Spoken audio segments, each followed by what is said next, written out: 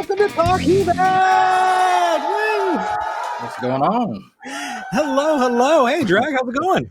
Doing all right, Eric. What's up, man? Well, it is May 10th, 2020. It's Mother's Day.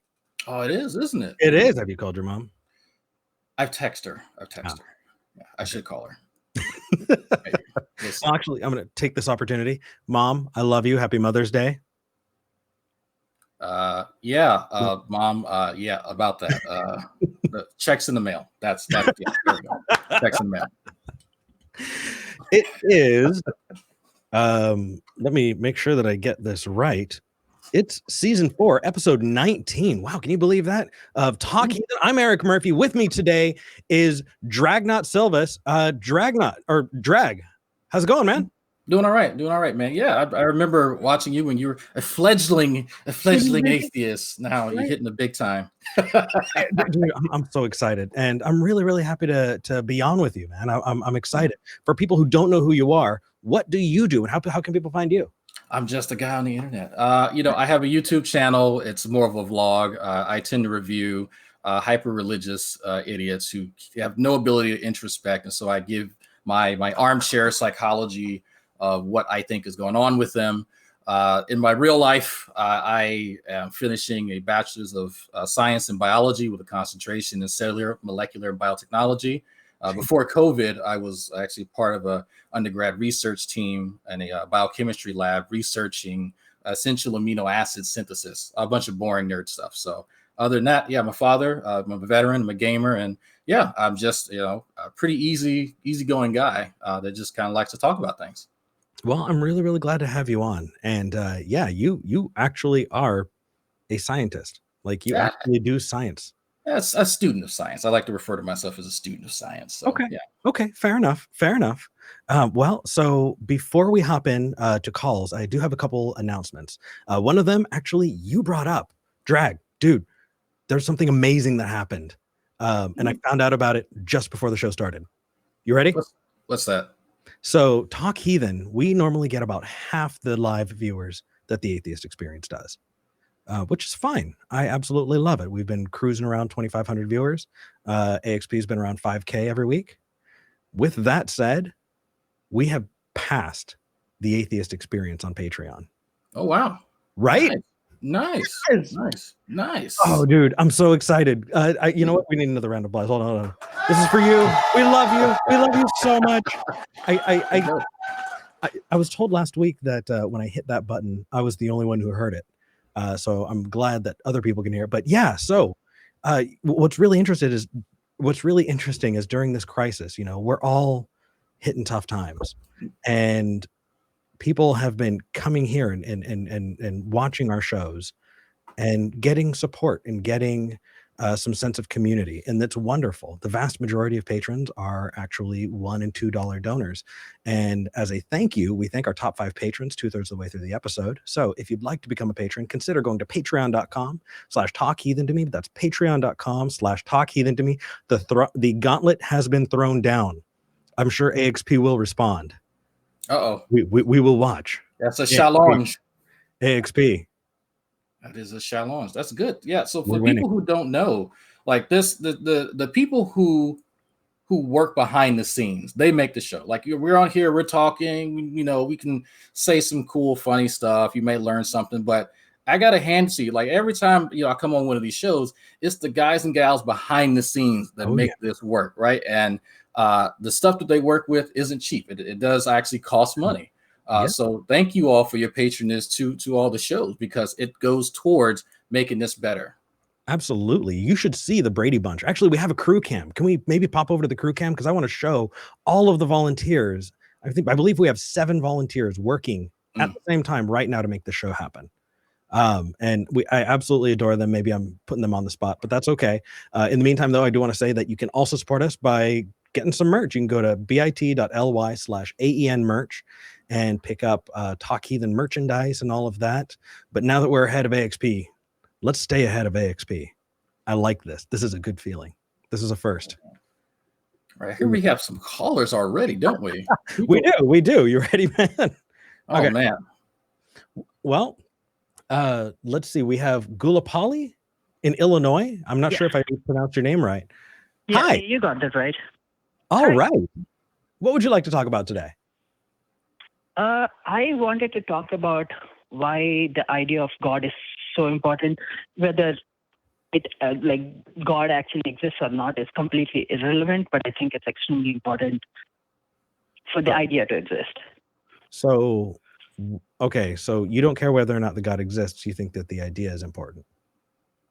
Yeah, only because if you guys already read the book Sapien, he specifically mentions about how it is important to create a layer of friction around the real world.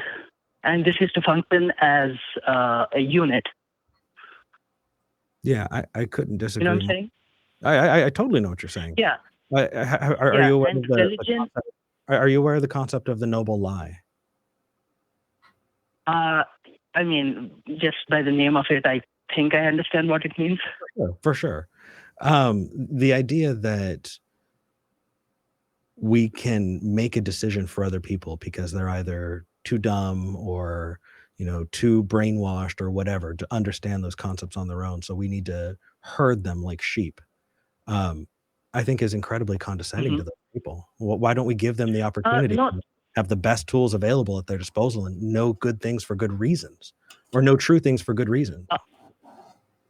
Sure, but then you can say the same about the idea of human rights or the idea of money, both of which don't exist in reality, but we're still like using them, right? And we're not like saying, oh, you're herded as sheep because you think that human rights are necessary, right? No, not at all. Wait, you said money doesn't exist in reality? No. So what do you pay your bill? Oh no. By that I mean the money, like in the literal sense, is a piece of paper, printed metal, right? Like we give it a meaning, which is money, and so it becomes money. Otherwise, it's literally just a piece of paper or metal. So the concept of currency is essentially that's what you're referring to. Okay, so yeah, so I think these concepts are important because they help us. They help facilitate the things that we want to do in life. You know, just like the idea of actually allow us to express a curiosity, you could say, towards how things got to be where they are. Like I'm not opposed to anyone using any variety of means to try and figure out how the world works. Yet some of these postulations have evidence, empirical evidence, and some of them don't. Oh, no, they definitely work. I'm not arguing about them not working. They definitely work. I also think even though religion has caused a lot of issues, a lot of problems in recent times, but I think it also is helping. So to eliminate religion, it has to be a very statistical evidence. See, it is causing more problems than it is helping people, kind of thing. Until then, we can't really say religion is bad, right? Because money has like caused a lot of like deaths and wars and all of these things, and you can easily argue that the idea of money has caused more damage than the idea of God. I'm not sure how you make that argument. I'm not sure if you could have a body count, you know, how many people have died because of owing a debt, or how many people have died because of religion. I don't think that's a valid criteria to try and judge, because religion, as I see it, is just a tool. People can use it for good. They can use it for evil. Money, however, isn't the cause necessarily of why people die or get killed. It's the greed that is actual cause, right? Money just played a role in facilitating the greed. Yeah, exactly. Same with religion, right? It either facilitates the greed because you can use it to control people, or you can use it to do good. So it is only as good or bad as any other imaginary concept out there, right? No, because inherent in the concept of money, you don't have people disowning their children because they're gay. So no. I think that is drastically simplistic, and I think that is incredibly dangerous to equivocate. Money is something that, I mean, we can talk about the history of money. We can talk about what money does as a concept. Money is a stand-in for, us being able to buy and sell, trade different products for different things, right? What is God a stand-in for? Mhm. What are we using God for? So that's the advantage of the whole idea of God, because it's so fluid. No, that's you know, that is not an advantage. That is a serious setback. Wow, I just could not get those words out. Couldn't you see that is a setback? Right? Can you close your eyes and change how much a dollar is worth? No, we all are subject to some very, very strict guidelines, and we are subject to inflation. We're subject to the economy. Now, let's compare that to a radically conservative household that has their own view of God, one that empowers the parents to beat their children, right? One that empowers them to vote for and push through laws that lift them up and give special privilege to Christians. How is that different? No, I completely agree that it does have like disadvantages depending on how you use it. So I do have an issue with religion in terms of like its lack of fluidity, like the sense of dogma that is in it. There is a problem with it, but it is also important to like bring people together, because there's no other idea that has brought people together more than religion has. The second thing you can think of is maybe the idea of a nation, which is also imaginary. So hold on. So in history, you're saying the concept of God has never brought more people together, and that's why it's useful. Is that correct? Yeah, just for survival, because humans as a species does that make it a good thing? because they could work in groups. Mm-hmm. I think the creation of societies, like people started congregating before they started formalizing any religion. Like we can go look back at ancient Sumerians, and we can see that their culture did revolve around deities. But far, far, far before that first known civilization, people were congregating and working with one another in tandem. So the idea of this unspoken social contract has persisted long before or informal religions. No. I completely agree with that. But the size of the groups has increased considerably with the invention of religion. Based on what? Like based on like an imaginary or non-imaginary character. Right. So I think I see that I'm trying to be very, very charitable. I see sort of what you're getting at, right? Religion has this pull, this draw to build congregates around a central set of beliefs. Absolutely. But even without religion being there, people naturally do that around football games, right? Around a charity, around literally anything else. But if you remove religion, that dynamic is still there. There's nothing unique about religion that actually does that. It's just one of the many things that facilitates human cooperation. Sure. I'm agreeing with you, but it is unique in the sense that so for example, say there are a group of atheists. Atheists are a group because there is religion. Say religion is wiped out, atheists cannot be a group, right? But religion as a group is complete. We're absolutely fine with that. I'm sorry?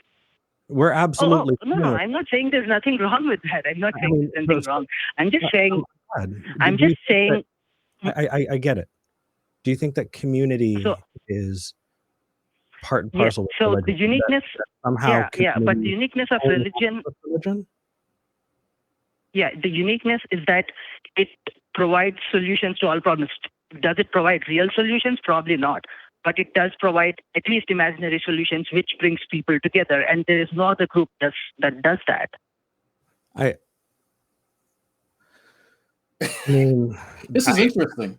I honestly, you can make the same case for racism. It's just because something brings people together does not mean it is good or useful. Just because I entirely disagree. Now, am I saying that religion isn't a thing? No, of course. We're talking about religion. That's what this entire show is about. But let's apply your view, right? What action do we take with your viewpoint? Would we, let's say, want to convince the world that God exists because of the use that you see in it? Do you think that we're making the world a worse place by standing up against it? Like, what What's your point in calling?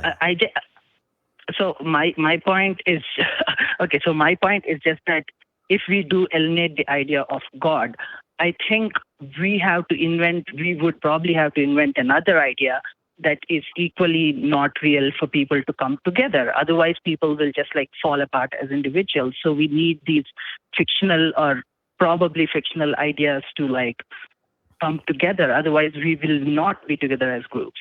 Really? So have people come together before the advent of religion? Yes or no?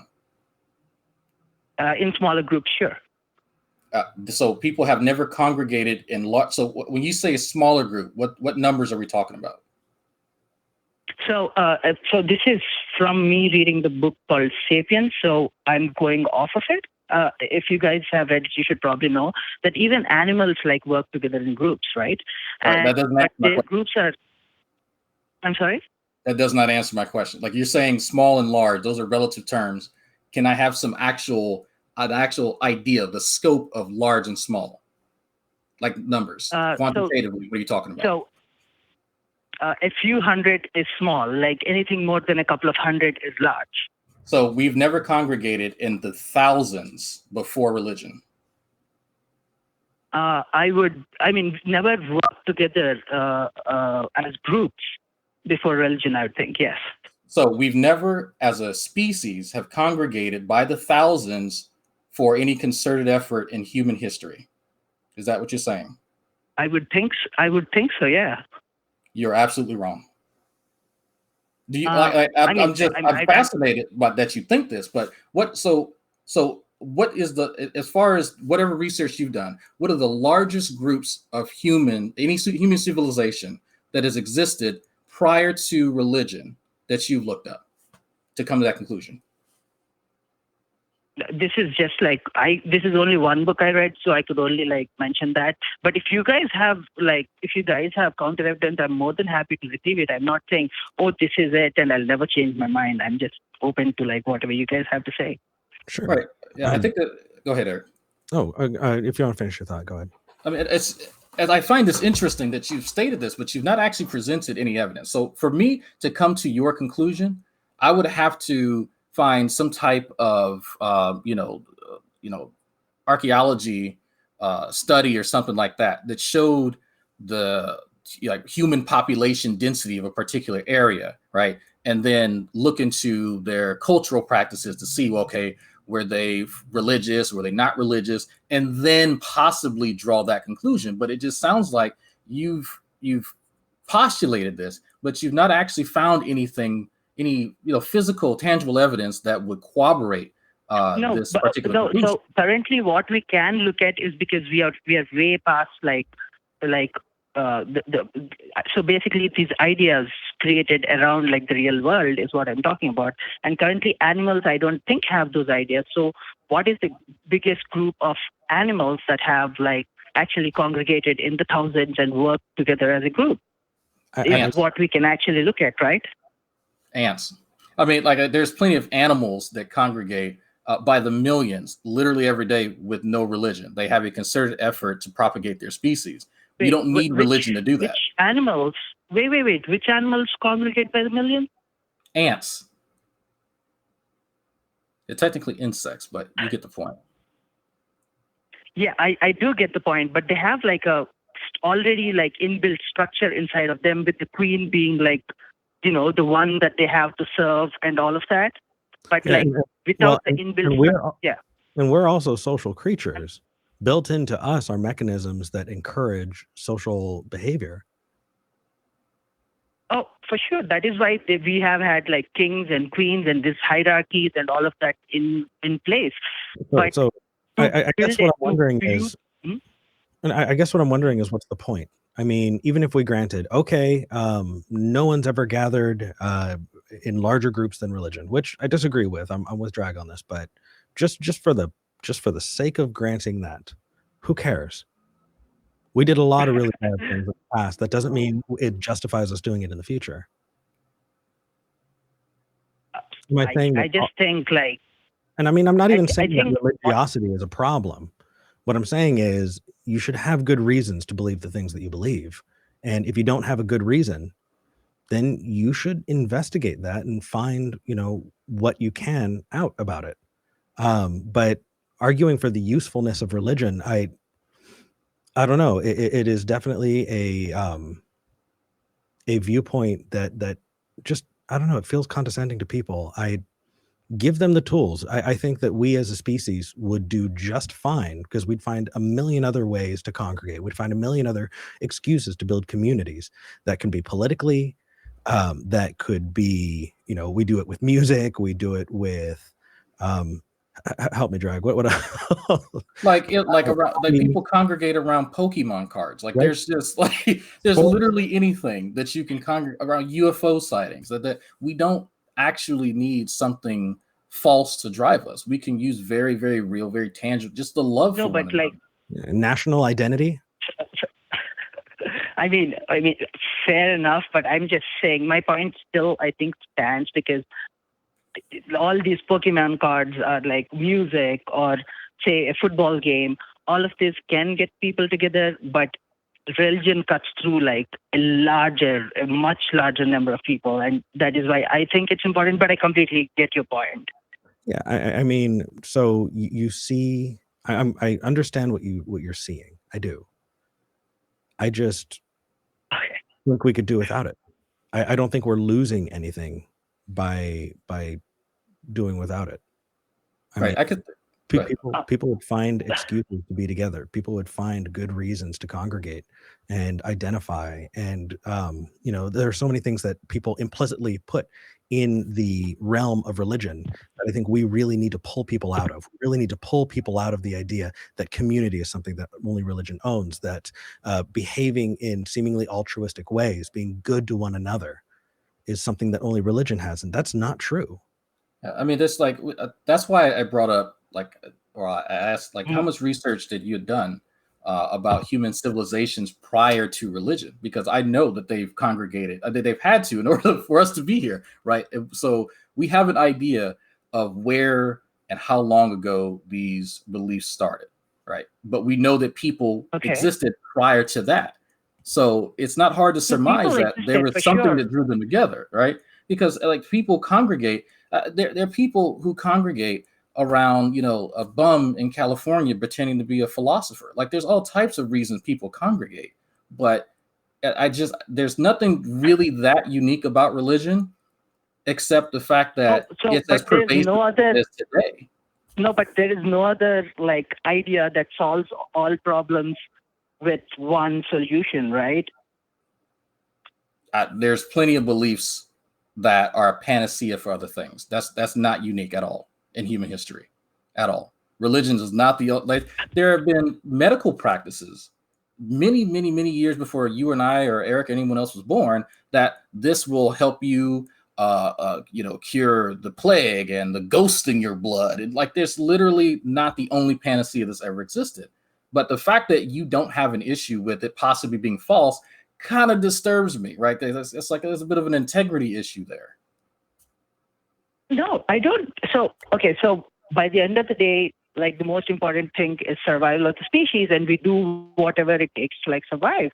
And sometimes we do have to believe in things that don't might not be real. So we might be technologically advanced and fight each other and die in the next world war. Doesn't mean we are surviving. So we can't necessarily say it's a good thing or a bad thing. So I mean, I get your point, but I just.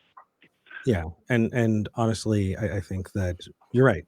We do have a lot of not are very, very specific. And the idea of a God is just, like Drag said, it's too nebulous. Anyway, I appreciate your call. You're not calling to talk about whether or not it's true. You're just saying whether or not it's useful and that you think it's useful. Okay, cool. Yeah, pretty much. Yeah. Thank you for taking my call. Thank you. Yep. All right. Bye-bye. Nice talking to you. Well, that was interesting. Yeah, I thought he was building into something more, but no, see he saw it as useful. Okay. Yeah. Whatever. Cole in North Carolina is a minister. Hey, how's it going, Cole? I am a minister. Hello, Mr. Eric. Gentlemen, was it Drag? How do you pronounce the other guy's name? Dragnauct. You just say Drag. It's fine. Yeah. My name's Cole, Pastor Cole, Raleigh, North Carolina. I have seen your show, I don't know, a few times. I kind of watch it. I kind of do believe we need to have an opposing force. You know, I think we need somebody who, here's what I've never called before. Here's what I have issue with. The 26th, I was listening in because it's COVID thing. Happy Mother's Day. Happy Mother's Day to all you mothers. And you guys are young, you still have mothers. And it was the 26th of April. I think that was 2 Sundays. And a gentleman had called in from Texas, Tom, and he made mention about people dying. And, you know, no, it was an atheist. Hey, what do I tell my friends? You know, what do I say? You know, I don't believe in going to heaven. And I severely disagreed with the information that was put out. However, after that, while I was on hold, someone called in regarding abortion. How fitting for Mother's Day. And I really like the civilness of Eric and V and some of you, most of your people there. You're very civil. You're very, you're very calm about things. But you made a stance, Mr. Eric. You said, and this was kind of my key point here on Mother's Day. Eric says only people with a uterus can comment on whether abortion is right or wrong. Did I quote you correctly, my friend? I thought I said we should listen to people with uteruses when it comes to this. And I wanted to have people who own uteruses to have a significant place in the conversation. Not being somebody who has a uterus, I would rather defer to somebody who is going to be a whole lot more impacted in the same way. And I believe in that conversation I talked about race, right? I think that anybody can make and talk about race and talk about the effect of racism. That said, I am more impacted. Drag is more impacted than a lot of other people. And if you want to stand up and white knight, I mean, cool. But if you can defer to the people who are impacted by the effects of something like that, then you should. I'm not saying I have no right. I'm saying that we should defer when we can. Yes, I certainly appreciate your point. I stand outside twice a week at an abortion clinic. I'm not First surprised. goal is to bring people. Sir? Oh, I said I'm not surprised. So well, yeah, I'm not a big on it. Don't get me wrong. I'm not fanatic, but we first want to bring these people to the saving grace. I'm sorry. Go ahead. There. Say again? No, I think we've got a bit. Our first goal is. That's all. You say again? Oh, I said I think we've got a bit of an audio delay, so we're talking over each other. But that's fine. Go ahead. My first goal I want people to understand is our first goal is to bring people to the saving grace of Jesus Christ. The second goal was offering alternatives to killing their child. Okay, but I just and I find it odd. I was there Friday. I find it odd that when white people come in there, it's just so strange to see white people because they're by far in the South in Carolina. Mass majority of them are black. So we're killing all these black babies. You mentioned the race. So how can we possibly justify the killing of a child? And I used a lady spit on me like a month or two back, some young lady, and she made the point about not having a uterus. Hey, Cole, you gave a lot there. We'd like to talk to you about some of those things. So Go ahead, brother. I find this particular argument very interesting. So your concern is for all the dead black babies that Planned Parenthood in your area is playing a large role in. Is that a summation of your point? No, it's not. Eric brought up race. I'm concerned about the killing of innocent human beings. Ironically, so many of them are black. Okay, so when you're standing outside of these buildings, what is it that you say? Could you give me like a line or two for these prospective mothers? What do I? Yeah. What do I say to who, sir? The women that are walking into the clinic with the intent. Okay. Gosh, it is a very sensitive issue. It is difficult. What do I say? I largely talk to men. I'm a retired Army. I know what it takes to be a man, and a man should marry the child, marry the mother's, the child's mother, not kill the child. So I kind of beat up men. But to the women, the rule of thumb is that if they open their window up, you have 15 words. Again, Jesus. If everybody had, yes, I know it's an atheist show, but if everybody had Jesus tomorrow, we would stop killing these babies, right? Stop. No. Stop. You have hit the trifecta. You have hit the trifecta. You have both hit. You have hit racist, sexist. I don't even know where to. Okay. Number one, I don't agree with you that it's killing babies. We can have that conversation, but until then, it's a claim that I think is horse shit, and I think that it doesn't have room here. Not until we talk about it. Until then, no, you're not going to shoehorn it in here. Number two, when it comes to the saving power of Jesus Christ. So I want to ask you a couple honest questions here, Cole. Have you seen people use their religion as a smokescreen for their bigotry? Yes. I have too. What do you plan on doing? What do you want to do about it? Here's something I saw. I logged in early. I set a reminder, and you already had a thumbs down even before the show started. I think that guy's a hypocrite. And if it's some religious, we get a lot of, for sure. There's somebody in the comments who thinks that I'm strung out on drugs for some reason. That one makes me laugh.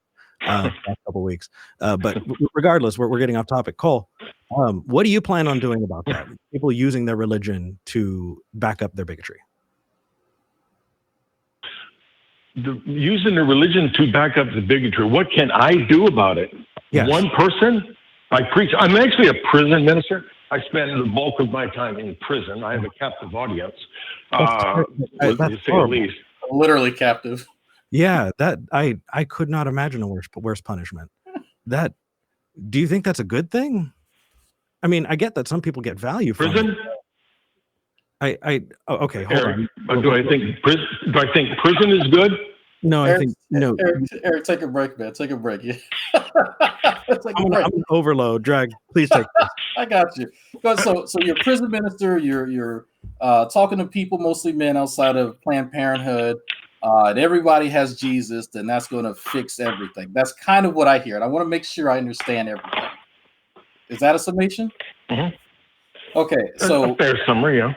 So I think that's incredibly naive. And I don't mean to be condescending. I don't mean to be insulting, but there are lots of people who are full hopped up on Jesus and have just as many problems, if not more, than anyone else that I know. I can use literally my own family as an example. I'm doing much better. And I know my family watches this too. I'm doing much better in life and in general than most of my religious family. So when I hear people say, if we all just believed in Jesus, everything would get better, Jesus the panacea, that's demonstrably false. There's no way that, first, you'd actually know that. And two, what we have right now, as far as people who accept Jesus, is it true? So how did you come to that conclusion? All right, let me correct myself. What I mean is, if everybody had Jesus, if America had Jesus, we would not be aborting. I don't know how to say this, so I don't want to offend Eric. Nobody would be aborting children. Okay, so hold on. You're saying, Cole, hold on. Let's stop there. Are you saying that every denomination that calls itself Christian is anti-abortion? Everyone? No, not at all. Not at all. Okay, so then how did you make that claim? The Bible, because the pretty big commandment in the Bible is thou shalt not do murder. Okay. We will not murder. Okay, so but as there Christians, are we cannot murder. Hold on. So is this a no true Christian answer, right? Is this a no true Scotsman answer? Say again. Sure. No true Scotsman. Do you know what that means? It's okay. No, I do not. No truce. No true Scotsman. Became a bro. So it's a fallacious argument, essentially. So when we talk to Christians and we go, hey, you are saying that Christians do X, and then we go, well, that's not true. We actually see Christians doing X, and then the Christian goes, oh no, those aren't real Christians. That's what Eric's talking about, and it sounds like that's what you're doing. Well, I think that's fair. Well, I think that's fair to say. That's a argument. So, and I get it. There are people who have, they believe heresies. They have their own wild version of Christianity.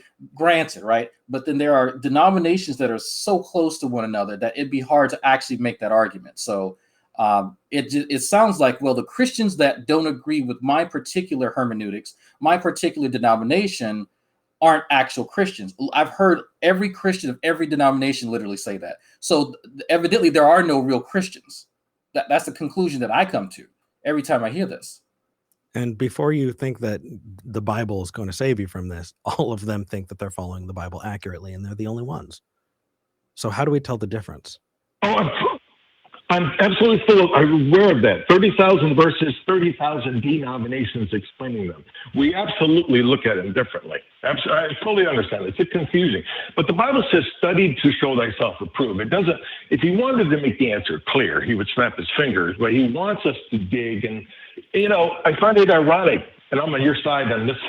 In every state in America, Hawaii, Alabama has a law on the book that you cannot play with venomous snakes in church.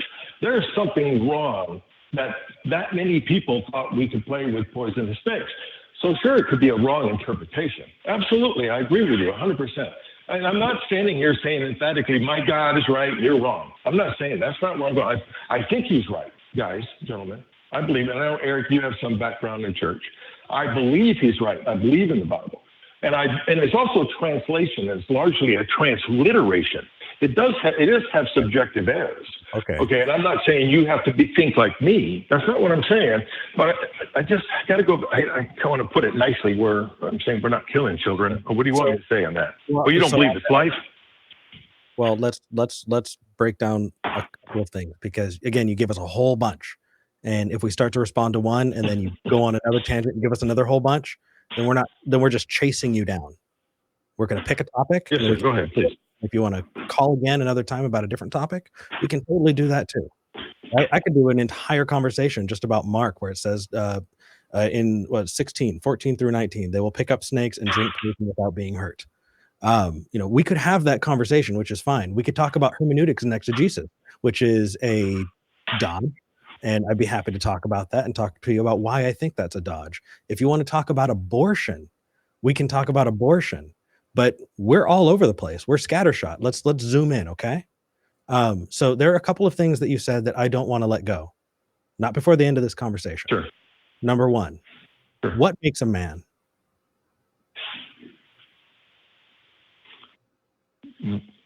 Say again? What makes a man? What makes a man? Does a penis make a man? Gosh, that's a wide paintbrush. But does what make a man? Does a penis make a man?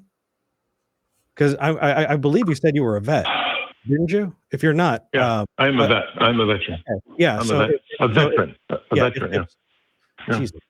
If somebody in war is injured and loses their penis, do they stop being a man? They stop being a man. No, I didn't say that was a qualification. That's kind of a no, good. I'm asking you. I asked you what made a man, and you said that's very broad, and so I'm trying to kind of bring that in, right? Okay, so a penis does not make a man. What about liking sport? I don't like sports. Does that mean I'm not a man? I'm not a big sports fan. No, I don't think that's a man. Okay.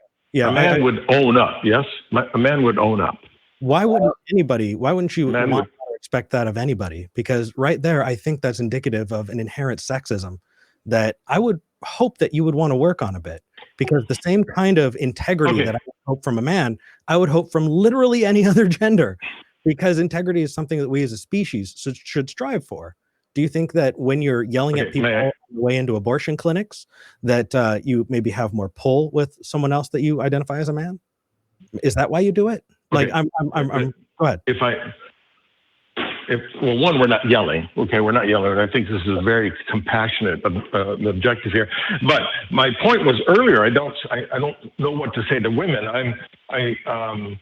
I can be more aggressive to a man, where a woman I would want to be more sensitive. And they're the ones, I want the man to own up and pay for his child.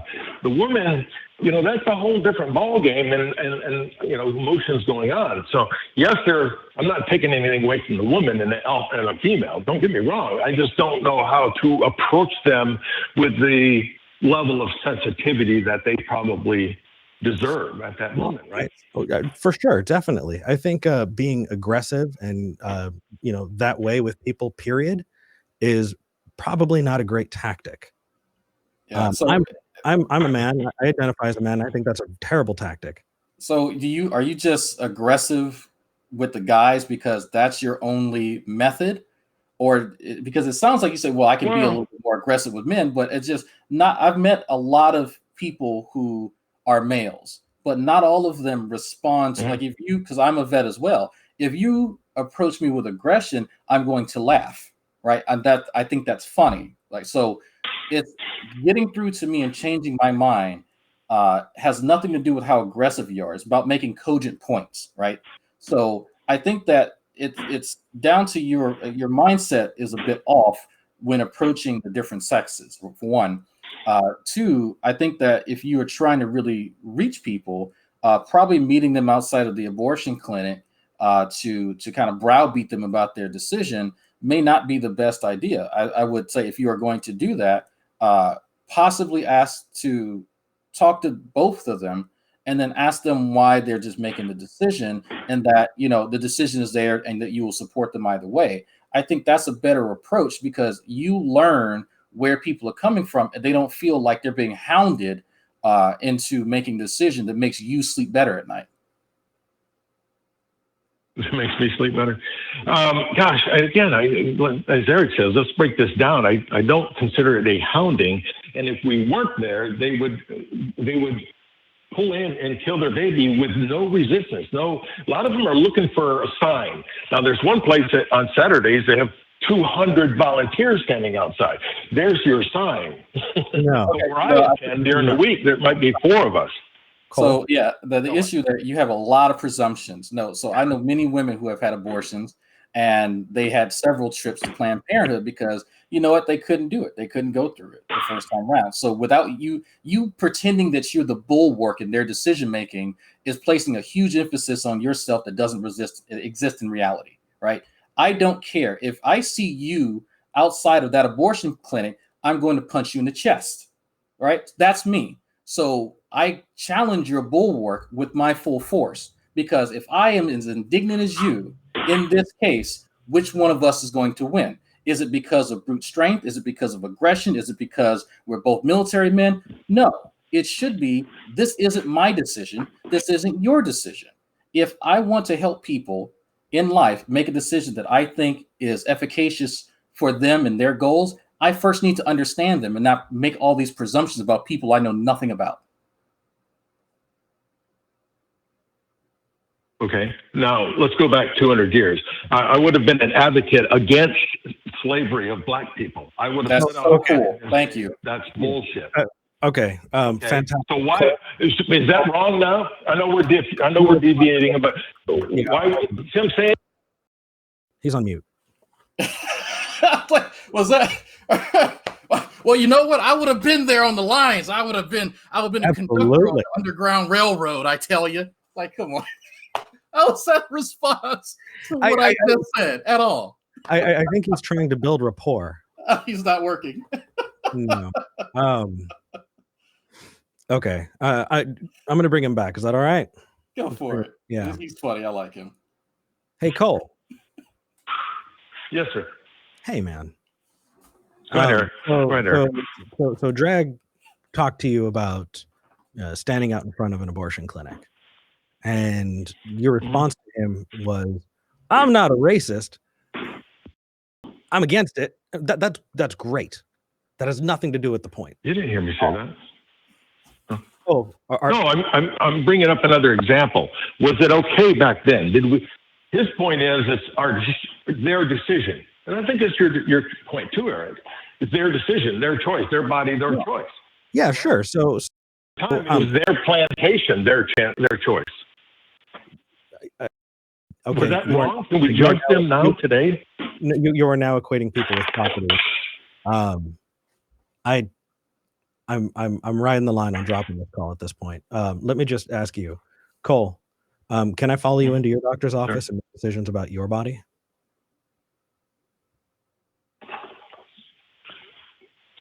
Could you? No, I don't suppose you could. Should I stand outside of your doctor's office and shame you if I disagree with a treatment that your doctor has? Actually, should I browbeat you into telling me about your personal private relationship with your doctor? Should I be able to do that to you? Okay, may I? No. Can I respond to that? No. I can assure you, yes or no. I cannot. No, you can respond with a yes or no. Do you? The answer would be no. No, it would not be okay, Eric. Okay, perfect. I'm glad. I want you to apply that to people who are going into abortion clinics.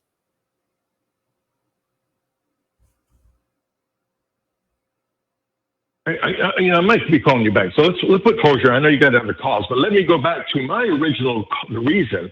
And I just wanted to say this here. I hear what you're saying. I'm following you. I'm compassionate. I'm open-minded. I just don't want to kill babies. All right. Your point was we don't have however you say it, people without uterus shouldn't have a vote. My point to this young lady a month or so ago was he addressed that at the very beginning. Hold on. At the very beginning, he addressed the fact that he didn't say that. Literally the first thing that y'all covered. Did you forget? No. I just said whatever he said. Whatever he said. What did he say? Regarding that. Let's get Eric's position right first. Let's start there. Just offer your summation of what Eric said. I can let you know if I agree. No, you said, well, I hear your question. Eric says only people with a uterus can comment. And the first part said you weren't going to weigh in because you didn't have a uterus. That was largely okay.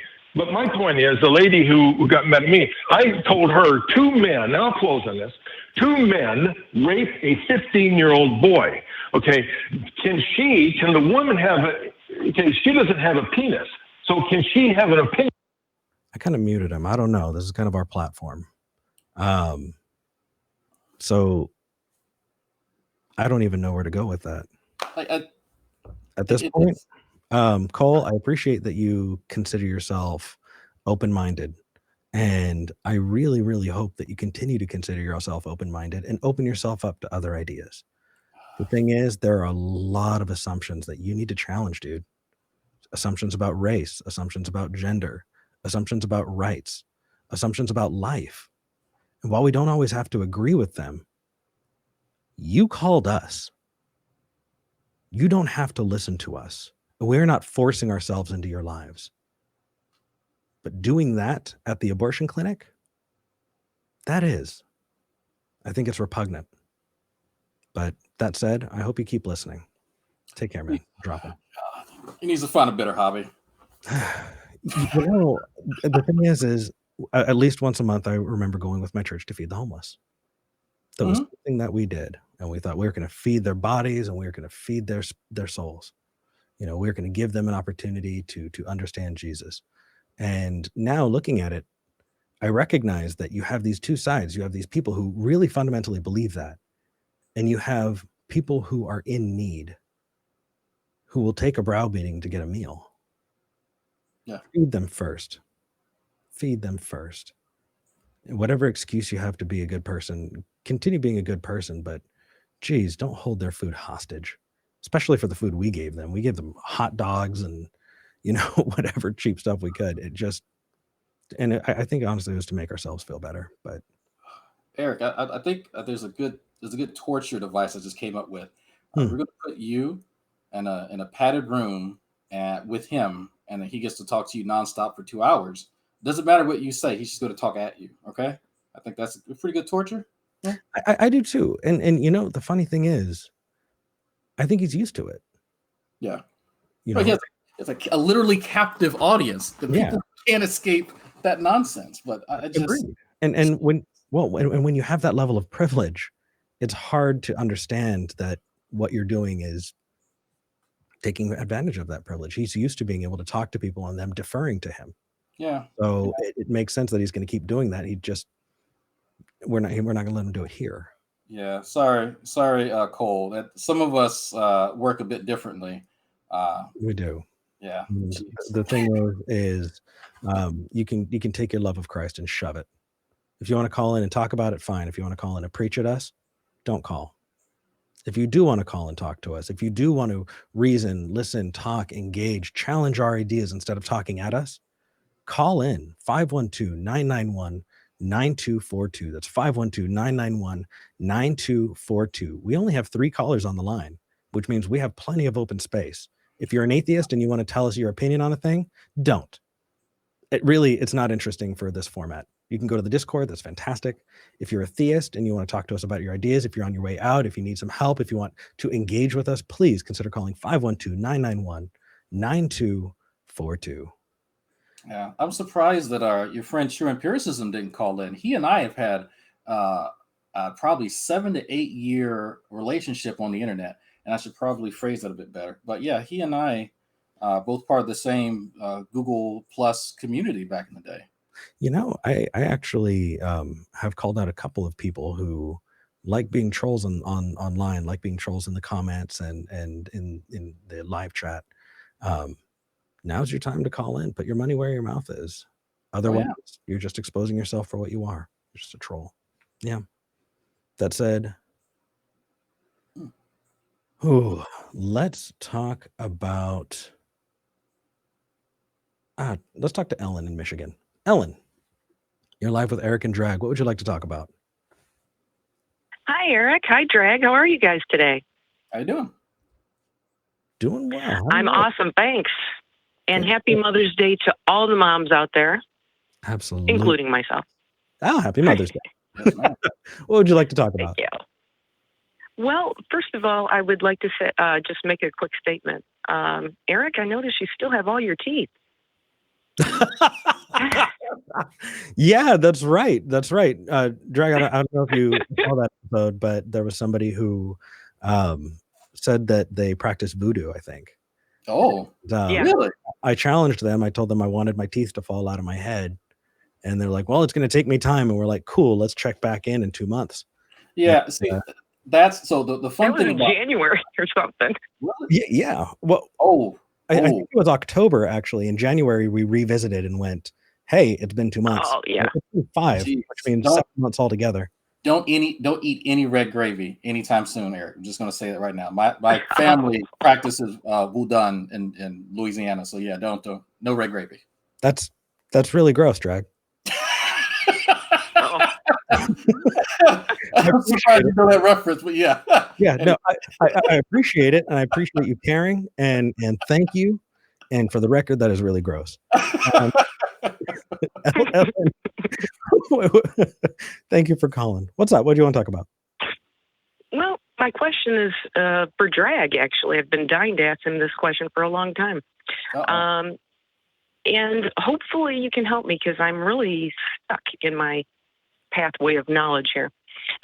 So in human blood typing, there's the Rh factor, which we've inherited through the rhesus monkey gene. It's the protein on the outside of our red blood cells. Mm-hmm. But like 85% of the population have this factor, the rhesus factor. And there's like 15% that don't. Now, scientists think, from research I've been able to do, like at Stanford, at Tech, ask a geneticist, stuff like that, they feel this is a mutation. And my question is, I'm trying to figure this out, and this is where my pathway to knowledge is kind of like I get stuck on a switchback road in an MC Escher painting on loop, And it's like, could the Rh negative factor be, could we use it as an argument that we could see human evolution in real time through this? Because wouldn't this be a beneficial mutation in that the Rh negative can be a universal donor? Like I'm O negative, I can be a universal donor for anybody, meaning they won't get any type of reaction from a blood transfusion. Wouldn't that be evidence for human evolution since it's a beneficial mutation? That's where I get stuck. And can you help me with that? Okay, so there's a little bit of clarification here. Now, Okay. I'm with you. There are many instances of phenotypical changes that can happen in any organism, which you can point to. Okay, this particular trait will somehow add or maybe take away from the survivability of any organism within the population. You can use us as an example of these emerging phenotypes, or more, I guess to say, the proliferation of particular phenotypes. Now, I'm with you there. The issue is, if are you trying to use this as a part of an argument towards a theist who does not believe in evolution? Yes. Okay, that's where the separation occurs. Me and you are on the same page. We understand the phenotypical changes that come from the mutations that generate different alleles. Now, what theists oftentimes, and it took me years to figure this out, what they are talking about is not what you and I are talking about at all. Okay, what they are trying to say is that where are the genes that cause, and you can use this phrase, gross anatomical changes from one clade to another. You understand what I'm saying by that? Okay. Yeah. Right. Yeah. So that's what they're talking about, right? How did a dinosaur then turn to an Archaeopteryx, type creature, then turn into an emu? That's what they're talking about.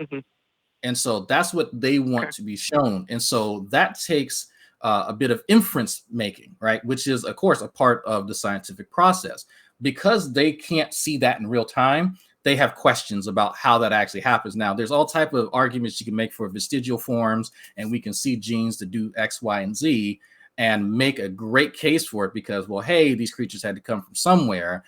Extinct creatures tend to make extant creatures. That's kind of how things work.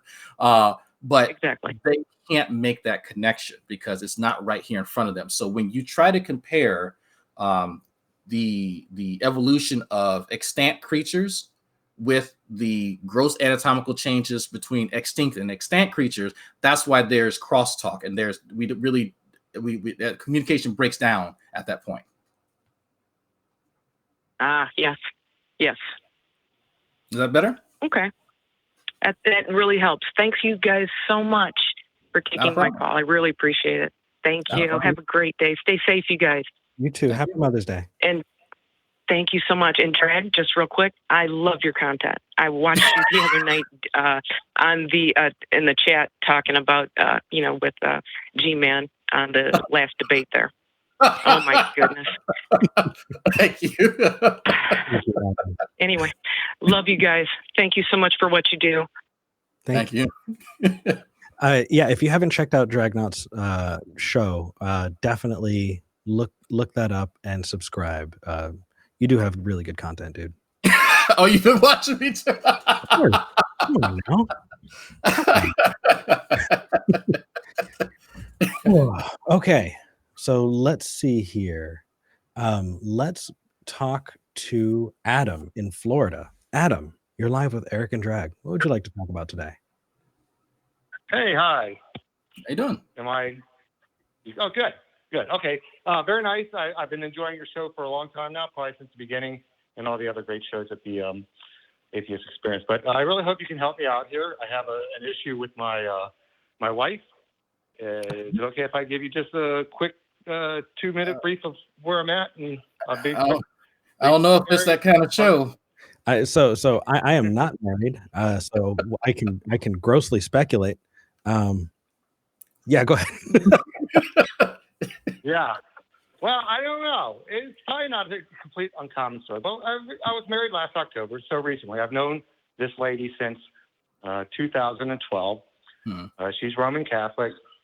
She's not religious, and she's not even a fan of the church, to be honest. We've talked about religion in the past. I'm atheist, by the way, but it never really seemed to be something that was worth our conversation. It just never really came up. Right. She wasn't religious. She did believe in God, and I'm not a big fan of that, but she's very private about it. She doesn't proselytize. She's not wanting to make her book law. She's not even wanting to brainwash children, colloquially what we call Sunday school. Okay, now, fast forward to last month, And wait, let me just sprinkle a little more shit into this hot pot of holy crap, holy. She's now interested in the Bible, and I'm very excited about that because I love to read the Bible. I just don't believe the Bible. Sure. And I thought it'd be great because we could, it'd actually be an opportunity for her to, look more closely at her faith and see the crazy BS that's, most people look the other way on. Mm-hmm. But anyhow, now she's telling me she believes every word of the Bible. Really? This is my issue. It's a big issue. Yeah. We don't show the same reality. I'm sorry. Would you say that she believes that she's a biblical literalist? Is that what I want to make sure I understand. Is she just... No, yeah, she doesn't really. See, I have to give her some slack because I know she doesn't really know the Bible much. And I think it's her faith. She was brought up in a country that's very Catholic, and I think it's her faith that is overriding her, that logic area in our brain that gets shut down. But she says she believes the Bible, but I have to give her a little credit for, she doesn't really probably know the Bible that well. Okay. So there are a couple places, but I think I would be remiss if I did not begin this by saying there's nothing that we're going to say that's going to take the place of couples counseling, bar none. There's nothing that we're going to say that's going to take the place of having an experienced mediator who can understand the nuances of your relationship and the history that you have together to help you work through that. That said, I can give some generic advice that has worked for me, but I cannot guarantee it's going to work for you. And I don't want to be responsible for damaging your marriage. So with that said, right.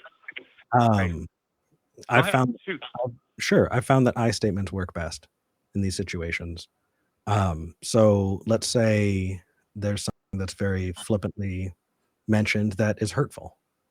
If your response is, you did a hurtful thing, it can cause them to be on the defense and it can escalate into an argument. But if the response is instead, hey, I was actually really hurt by this thing that happened, then they can separate themselves from the thing that they said and objectively look and go, okay, I hurt someone I love. And, I can determine whether or not that's an action I want to repeat again in the future. That said, other advice that I have is going to be just as generic. It's going to be one where if this is happening with your wife right now, then, if it's something that you've established and you can be transparent, I would definitely continue to be transparent. If it's something that you feel communication would be difficult, then again, I really highly suggest you find a couples counselor. It would be, I think it says a lot. Does that really work though? I mean, is there any statistical evidence that people who go, it does? Okay. Well, yeah. I could say anecdotally because my wife is not an atheist, but she's not a Christian, right? But she has a kind of fluctuating set of beliefs where she kind of floats in between sometimes agnosticism, towards maybe some Wiccan beliefs sometimes, and she just kind of floats. What she described herself as a free spirit. I don't know what that is, but you know what? There's things that she wants to research and she's curious, and I encourage that, even though I think some of the things are stupid. But there exists in a relationship, any long-term relationship, where there's sacrifice and there's balance. You need to be honest with her. Don't not just call out her beliefs are stupid, but to say, look, I get it. Let's encourage this. I want you to feel secure with where you are and your ideas. But I also want to draw hard lines, especially when it comes to children. I'll give you my child as an example. I purposely keep my atheism stuff away from him, right? I encourage critical thinking. And then it's my hope that because I equip him with a active mind that is constantly questioning and is constantly skeptical, that he will kind of evaluate the world similarly to me. But I don't want to preclude him from the religious aspect of his family or beliefs his mother may have, right? And so there's mutually agreed upon that no one is to indoctrinate said child. That is the agreement.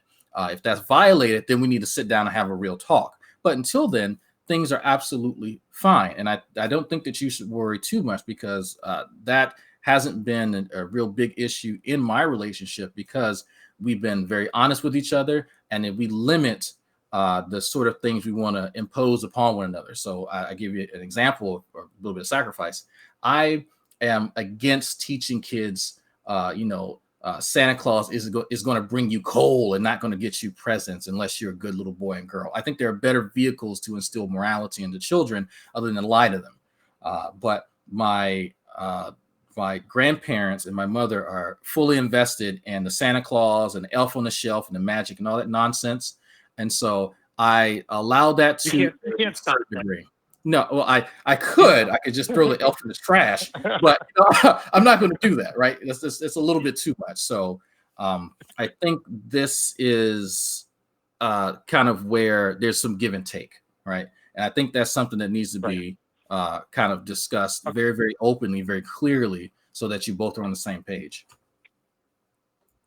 Right, I get that, and I get the couple counseling, the I statements. It all makes sense on paper, but my issue is that, first of all, she was indoctrinated. That makes it a little more difficult. I don't want to be the person, the agent of change. I don't want to be that person that convinces her that her foundational beliefs are incorrect. She needs to be convinced on her own, sort of the street epistemology approach, but it can't come from me, even that, in my mind, because it's just going to be something in the back of her mind that's going to always be there. And I don't, I think, I don't know who said, maybe Matt, that, you can't really change your beliefs. You believe what you believe, your set of facts is you can mend and bend to any way you want them, and those are your beliefs.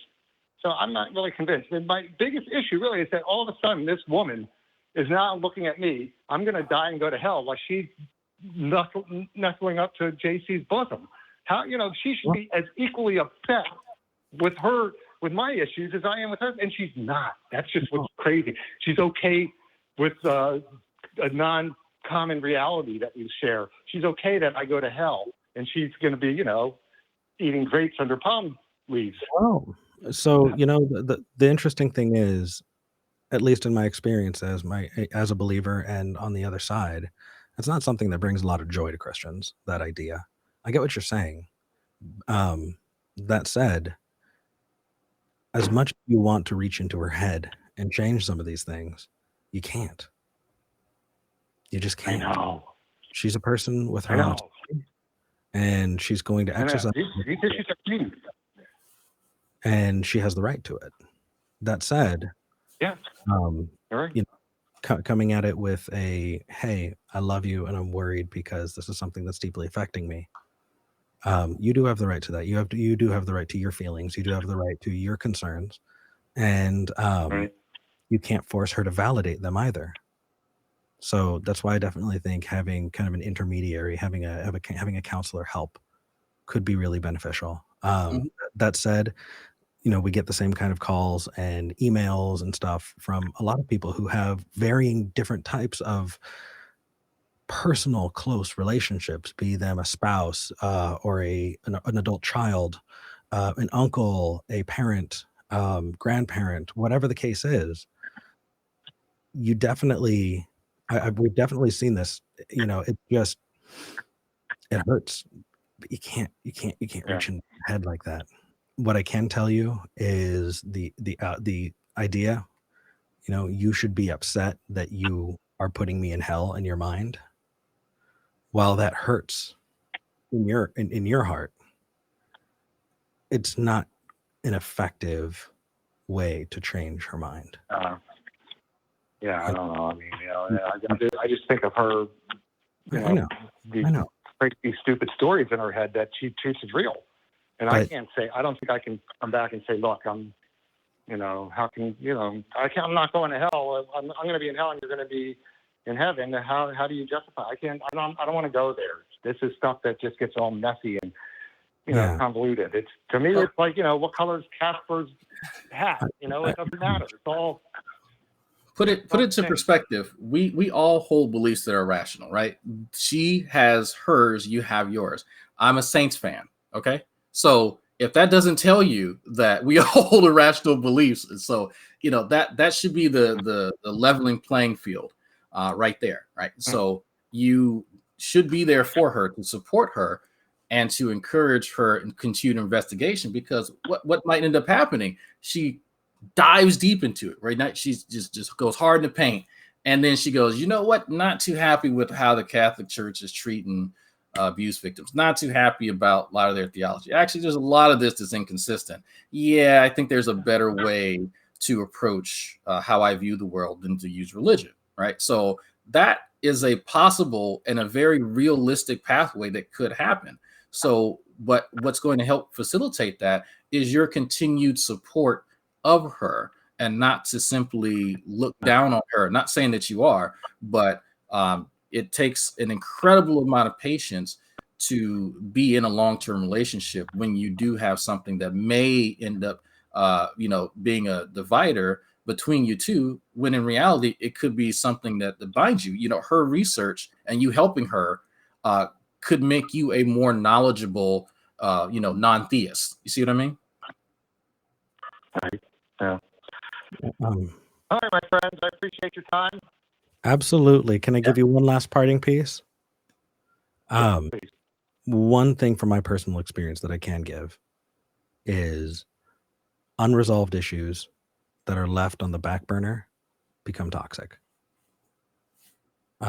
If you leave something, if you leave something to fester, about that, you hit it on the head. Yeah, if you leave something like that, it's going to get worse. It's going to fester.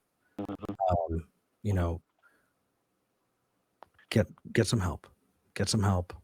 Work on that. And I wish the best. I wish the best for you. I really do.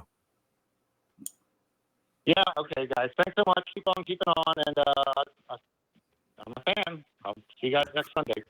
Thank you. All right. Take care, buddy. See ya. Yeah.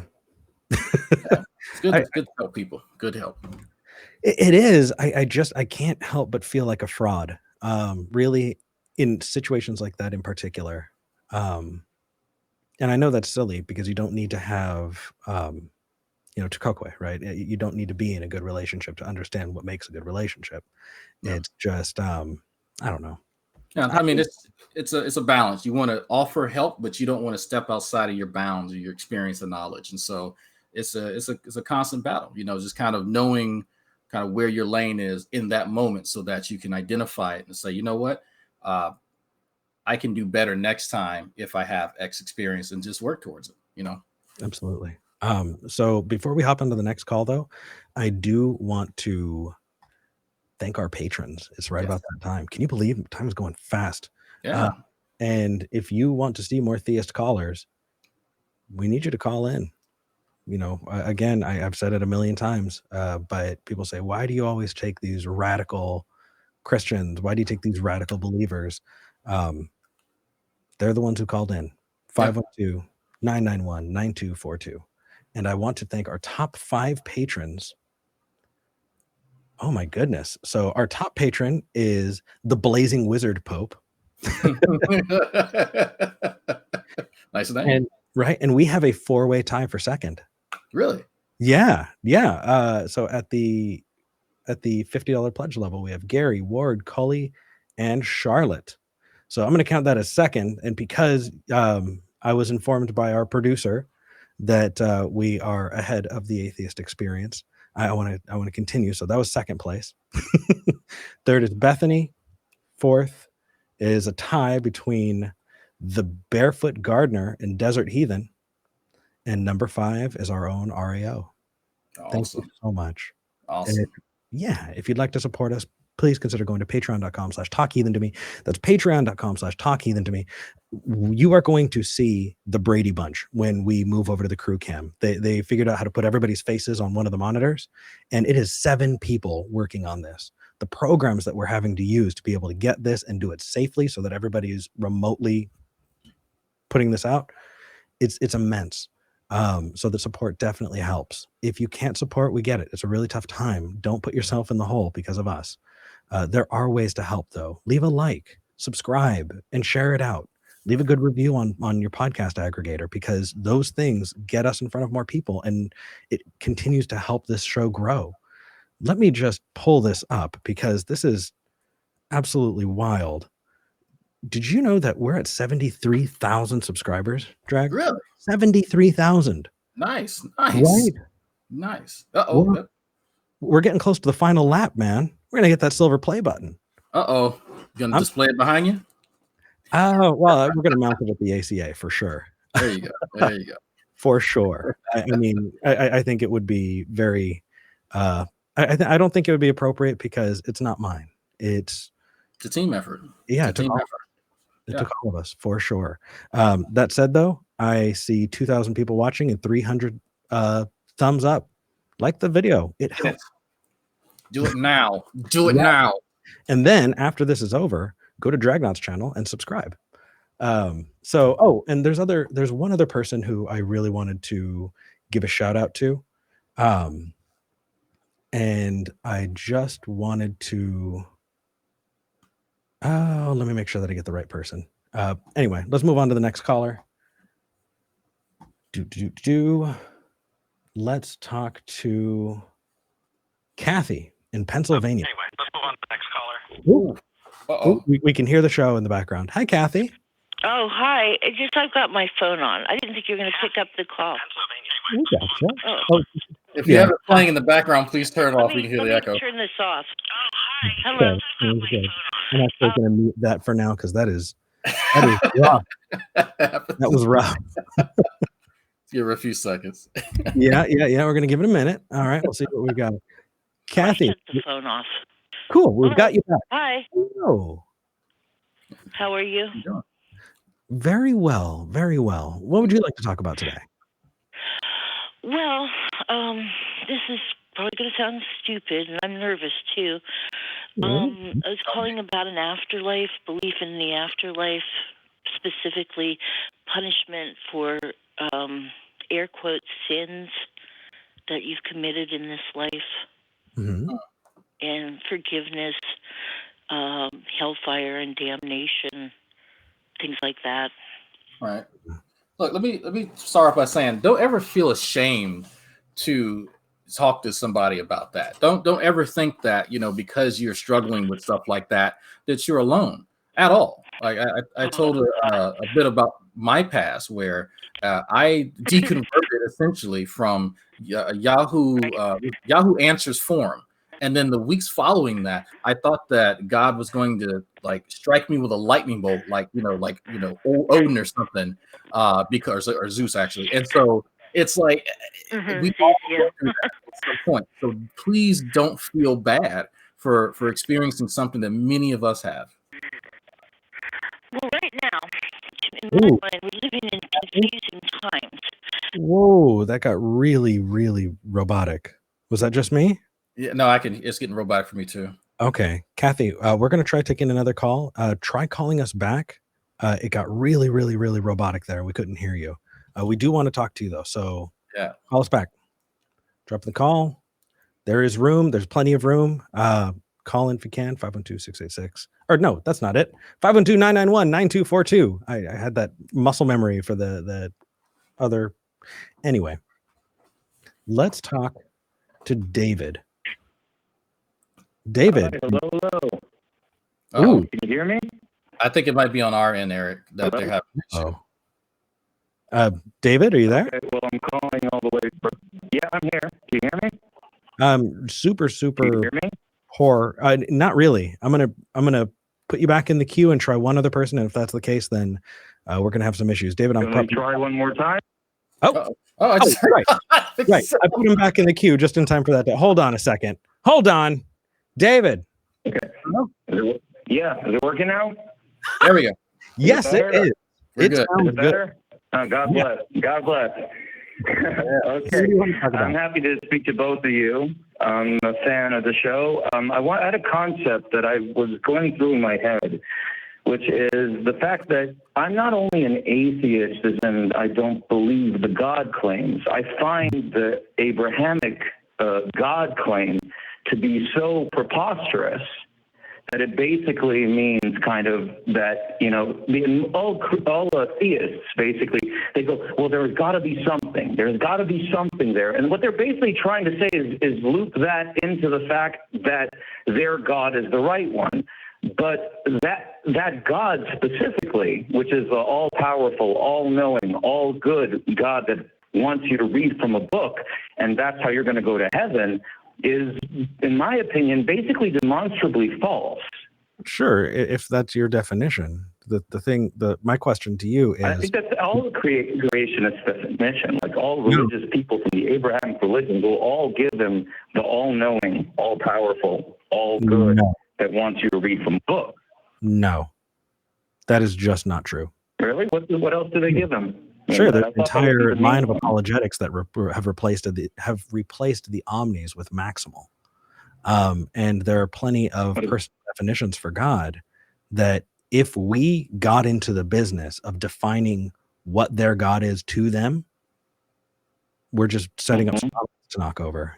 For those people who do believe it, fantastic. But I have to ask you, what's the benefit of deciding for them that that's what they believe? I understand where you're going with it, and when we're talking about the tri-omni God, I agree with you. That's just not what all of them believe. I don't know of any, to be honest with you, that don't believe it, and that's why I sort of am calling about this, and then I have like two other little anecdotes. But basically, that type of God, the only way that they can justify him is by saying, well, we don't understand God, which is, really a serious cop-out at the end of it all. And it's like you say you don't understand him, yet you're telling me so many other things that he does and that you absolutely know. I think I can absolutely empathize with this person that you're thinking of, or not empathize with them, but empathize with the conversation that you're having. That said, make sure that we're not getting into the business of telling people what they believe. I understand that your experience has led you to think that all Christians, in this case, believe in the tri-omni God. Jews, Muslims, everybody. I think I don't know of any person that would worship a God that is not all-knowing, all-powerful, all-good, because that's the one they want to believe in, because he's the one who actually can help them. We're going to push back on that hard. What's the point of worshiping? Yeah, David, I got to push back hard on that, dude. I have to push back hard on that one. How many polytheists are there? I mean, there are tons of people who believe in and worship gods that are not tri-omni. But some of them aren't even benevolent, right? I agree that these are existing. I'm talking about the Abrahamic religions. I'm not talking about, all religions fall into this category. I'm saying anybody that comes with the Abrahamic religion, it's not only the fact that I'm an atheist because they haven't proven that there is something to their claim. It's more than that. It's the fact that they're everything in their God, in the nature, and you go into the book and it just gets worse and worse. It doesn't make sense. So I think it's best if we're going to kind of attack the character of God, or the ontology of the God that Christians believe in, I think it is very important to understand which iteration of those attributes that they're referring to. And then I believe it's Matt Slick who uses the maximally good characterization. And I know that many other Christians actually do. But if we're talking about your average everyday Christian that's not an apologist, sure, they believe in the omnis. But how do they conceptualize that? It's easy. They contrive it. It's because I can't tell you what omnibenevolent looks like. I can't. I don't think anybody can actually do that, but they have some conception of it. But it's my job, if I'm going to disagree with them, to say, okay, you help me uncover the attributes of this deity. How can I observe, or how can I intuit what that attribute is to get to understand what you're getting at, right? I can say all day that I don't understand, but it's going to take a little bit of legwork for me if I actually want to try and debunk it or to try and understand it at a very basis. Yeah, they can spin it in a million and one different ways. I do agree with you on that. And the truth is they can't prove, but I feel like it's much more on the Abrahamic religions that basically it is basically close to, in my opinion, basically demonstrably false. So if you go by the four rules that I said, that would be a very stupid God to do what he's done. David. If this, yeah. David. So I understand that the argument against the tri-omni God being absolutely impossible logically. We agree. It's not a silver bullet. I think you agree with that. Whether or not you think a thing is silly. It's not a silver bullet, but yeah. And also whether or not you think it's silly doesn't really impact the believer. We if you want to have that conversation with them, do. But listen to them and let them define those things, and then use those if you want to be in a conversation where you're not talking past each other. Yeah, I agree. But you can basically, I think that is what to pull apart. Anyway, I just want to add like 2 more small points and I'll let you go. Just like 2 little sentences about stuff. So I wanted to talk about the argument from design. 2 little points that I thought were interesting that struck me. Number one, David, about David. Yeah. This isn't the format for that. I'm sorry, man. It's just entirely distinct talk call-in format. Call in with stuff that we can engage with. I just want to get 2 sentences. Okay. All right. Take care, buddy. Okay. Well, I think you can engage with it, but okay. I thank you guys. All the best. All right. Can we get I just go ahead. Oh, did we get Kathy back on the line? Yes, we did. Okay. I just want to make sure we got back to her because I feel bad dropping her. Absolutely. Kathy, you're back, I believe. No, Kathy's not back. Let me click the thing again. My computer. Kathy. Yeah, hi. Hey! There we go. All right. Sounding good. Okay. I don't know why I was walking in the kitchen actually with the phone, and I don't know, maybe I might have had it on speakerphone, so I apologize. It's all good. So what did you want to talk? You were talking about actually. We were talking about hellfire and the hellfire and damnation. That intellectually, I know sounds ridiculous, but it's like I was telling the screener. It's in your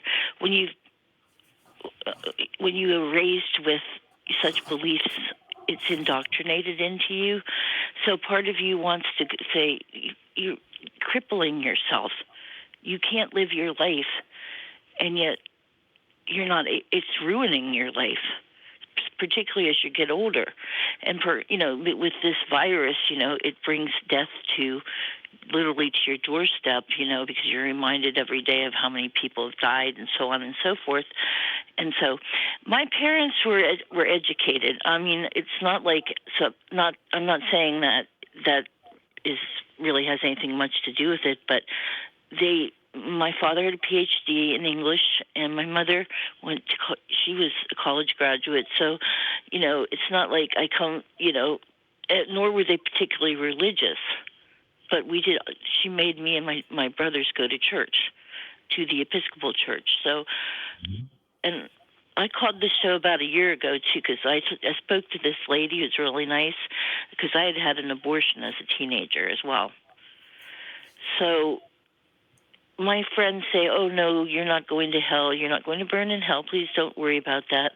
I do have a child. I have a daughter who lives down in Austin. She's 30, and it's very the main point of what I'm trying to say is I don't know how to make myself stop believing and start living. So that's rough. That's really, really, really rough. That in a nutshell. Yeah. So I mean, it's not. I see. Like maybe we got this. We got no amount of psychology. You can go to a psychologist. What good is it going to do to talk about this over and over and over again? It's something, or ruminate about it over and over and over again every single day. And as you get older, I'm sure it gets worse. You're approaching death. I mean, let's be realistic. Right. So I would say I don't want let's not cast aspersions towards psychology. Or let's not do that. Oh, I'm not. I'll be the first person. The psychologist I've been to is wonderful. Right. Yeah. Not So aspersions towards him. Yeah. Okay. I just want to make sure, because I want to say I've sought Not at all. No. The help of a psychologist many times. I suffer from PTSD, Oh yeah. anxiety disorder. Oh, absolutely. And so I think that it helps to talk about it, because what we end up doing is ruminating on things that we don't need to. You, myself, Eric, we're all going to die. There's nothing that's going to change that. At some point, we will cease to exist. The more we dwell on it, the more that dread fills us. But there's nothing that we can do to stop that. But we can enjoy the time that we have here and focus on making the most of that. Right. So but here's the problem here. Mm-hmm. I don't mean to interrupt you. I apologize. No, go ahead. Well, you haven't done anything. You haven't. People you don't know that. Kathy, you don't know that. Is murder. I'm assuming. I'm going to assume. Right. I'm going to make an ass out of myself. As of you and me. Okay. You haven't had an abortion, and people say that's murder. I mean, I've been my ex-husband. I do have a child as well, so this has been an issue that I've never been able to resolve, no matter how. I've been to Christian counseling over it. I've been to secular counseling over it. It's not. I've talked to family. I've talked to friends. No, my daughter does not want to talk about it. Kind of, I couldn't imagine why she would want to. I don't want to bring it up with her. I love my daughter very, very much. Happy? There's no. Yes, I'm rambling. Go ahead. Sorry. Okay. I understand. I entirely understand. Yeah. Really. What I'm trying to say is you're a good person, and so you guys are good people who've never killed anybody. Kathy. Yes. Let's break this apart a little bit. I think the more important piece is talking about your trauma and validating it, but I want to take a pin to that right now because I want to address something a lot quicker. There are people who have worked their way out of some of the most heinous religions. Take a look at, and I keep pointing to the Phelpses, right? The children of Fred Phelps, who did the Westboro Baptist Church, right? Two of them. I'm sorry, Eric. I'm having a little bit of trouble hearing. Sure, I'll try speaking up a bit. The Westboro Baptist Church. The Wesley Baptist Church. The Westboro Baptist Church. Westboro Baptist Church, okay. Yes. They're the ones who stand outside of military funerals with the signs. Those people. Yeah, I know who you're talking about. Yeah. Okay. Because for homosexuality or something like that? Exactly. Oh, I've heard of those people, yeah. Two of those people found their way out and are amazing activists. Right. Who talk about their experience and who are working to make things better. Should we hold them to account? Should we kick them out of this community or say you're not a good person? Should we do that to them? No, there's nothing. Why are you doing that to you?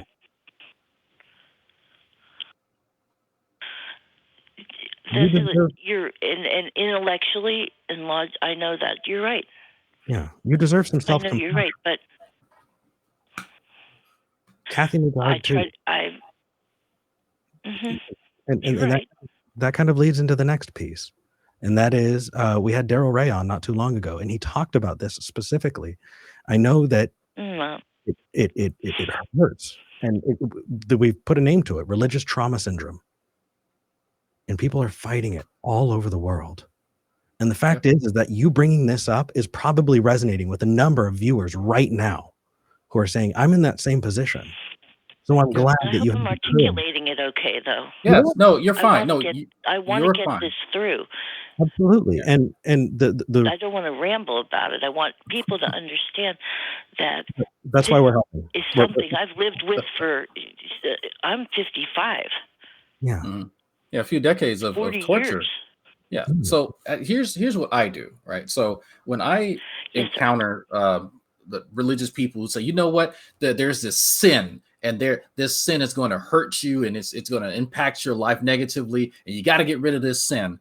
So I say, okay, what are the manifestations of sin in my life, and how can I detect that? And they go, what? I said, okay, if you're approaching this thing called sin as if it's some sort of malady that we're all inclined to get, right? It's all innate to us. What does it look like? What is there some type of pathophysiology of sin? Can I go to the doctor and get diagnosed with sin? What is it actually? Am I going to have welts and boils and open sores? No, nothing. So there's no actual manifestation of this thing that you just created to plague my life, right? So why should I be concerned about that? And they say, well, it'll affect you in the afterlife. Okay, cool. We got to the fun part now. Awesome. That's the nexus of it. Right. So there. And so here's put your finger right on it. Yes, ma'am. But so here's where I go. And you can do this too. This is Dragnauct Anti-Apologetics TM. How can I feel pain without a nervous system in the afterlife? I asked him that. I've never thought about it like that. Without a physical body, you can't. How do you feel obviously. Pain? How do I perceive anything? You explain that to me, and I'll believe your religion. Conversation ends. I don't want to digress, but I just want to ask a quick question about some of these movies that say, for example, Heaven is for Real and Proof of Heaven. Mm-hmm. Are those, people hold, and the case for Christ, and so, I don't know if that's a movie or we're not. That's a movie and a book by I believe it is, but I don't want to stray from the topic that I'm on. I don't want to keep you from taking other callers, but those are held up as true that events that have truly occurred. They're not, are they? As far as I know, no one has ever survived death, and Houdini told his wife he would come back to her, the Great Escape artist, and give her proof of an afterlife. But as far as I know, nobody has. No, people have near-death experiences, and they yes, sir. contrive something that is their explanation for what they were experiencing in the moment, right? And it's interesting that you hear Christians end up seeing the Christian deities or Christian supernatural figures. It's weird that you don't find a Buddhist having a near-death experience about Christian things, right? So it's a manifestation of what's already in your head. Just think about your dreams. What happens when you dream? All the stuff that you experience, all that input that you've had for years, and even recently, ends up forming a story, a narrative in your head, and you experience that. How is that any different than when you are unconscious in the process of dying? Not dead, but dying. So that I don't know, because I watched the Atheist Experience one time when they had this topic, and Matt said that they've tried to test the to see if people actually do, there's some sort of vantage point where they can see themselves on the operating table, and everything that all these tests have they've all failed there's no empirical evidence for that, right? It's like how many scalpels are on the table next to you, and there's a reason for that. What people are reporting, they genuinely think that they're having this afterlife experience. They don't know that it is something that their brain is producing in that state. That's it. There's not something that is really going on. So if it were, then we could have those type of experiments, and they could tell you, oh yeah, there were 6 scalpels there. There is a chick, and she had blue scrubs on that had flowers on them. All type of stuff that you would not have seen prior to going under. And so that should tell you something about the validity of these claims. Yeah. That said, can I just interject a little bit as well? So Kathy, yes, I want to give you resources. Yes. Resources are important. Okay. We talked about religious trauma syndrome. We've had Daryl Ray on. I want to talk about that organization, Recovering from Religion. Check out the Hotline Project. It's 1-84 I Doubt It. And it is a peer support. I'm sorry, what is it? Sure, 1-84 I Doubt It. That's 1-844. Oh, okay, I got it. Okay, thank you. Absolutely. And I'm also saying it out so people who are watching can get there as well. It's a peer support network for people to talk about this. I don't know your particular circumstances, but I do know that in cases that I've talked to people engaging with those ideas and working them out. You said that your daughter doesn't want to talk about it. That's okay. Call the Hotline Project. No, she thinks it's all nonsense. But that's fine. There are people who you can talk to. You can also hop into our Discord. It's fantastic. They're not trained like the Hotline Project, but I think our Discord's pretty amazing. Mm-hmm. Yeah. I'm actually going to be there after the show. Dragon, I'm okay. You'll join me as well. I'll be there. That said, I want to give you a little bit more, and I want to make this a call. If you are watching this and you have some time, the Hotline Project needs volunteers. It doesn't need them now. It needs them yesterday. It needs them last week. There's a significant amount of callers who are not getting answers because there just are not enough people. It's a peer network. You can and you will be trained. Cool. Yes, and you can be trained. And being there for people is a wonderful feeling, especially right now when we're feeling like we don't have a lot of it is. Yeah, when we don't have a lot of control in our lives, right? Being able to reach out and help people them is fantastic. Yeah, I take care of somebody who's disabled, so that's wonderful. My fiance is disabled, and he's a lot younger than me, and I'm in a lot better shape than he is. So he's 38, and I'm 56. So, and we've been together for a number of years, and it's overwhelming sometimes, but. And I've also been married twice, so there's another 2 strikes against me. But not even close. You are loved. You're getting lots of love in the chat. You take care and have a wonderful rest of your day. Okay. Thank you both of you for your kind, compassionate words. And I almost said God bless you guys, but it's okay. Whatever, All right, Kathy, thank you so much. And again, I just want to keep saying this. The recovering from religion needs volunteers. If you're worried, you think, oh, well, I don't have a time to regularly schedule it. That's okay. They will work with you. If you have availability at all, please. I don't know how much more I can say this. I was talking to a volunteer from Recovering from Religion yesterday. We talked for a few hours and hearing from them how heartbroken they were that they couldn't duplicate themselves to talk to people. It broke my heart. Please consider volunteering.